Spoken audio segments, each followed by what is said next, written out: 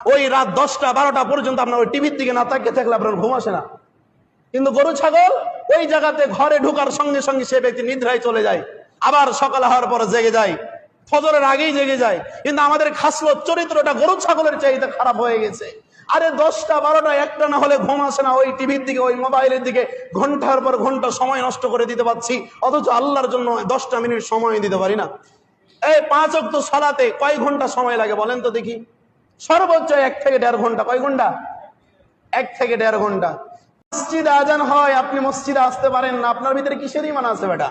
গরু ছাগলের যেই চরিত্র আপনার তার চাইতে চরিত্র খারাপ। কারণ গরু ছাগল মাগরিব হলে ঘুমিয়ে পড়ে, আর আপনি এমনই গরু ছাগলের মতন আচরণ, আপনার মাগরিব হলে আপনার ঘুম আসে না, সারা রাত ওই রাত 10টা 12টা পর্যন্ত আপনার ওই টিভির দিকে না তাকিয়ে থাকলে আপনার ঘুম আসে না।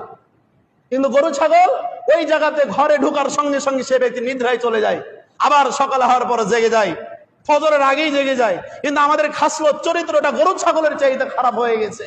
আরে 10টা 12টা 1টা না হলে ঘুম আসে না, ওই টিভির দিকে ওই মোবাইলের দিকে ঘন্টার পর ঘন্টা সময় নষ্ট করে দিতে পারছি, অথচ আল্লাহর জন্য 10টা মিনিট সময় দিতে পারি না।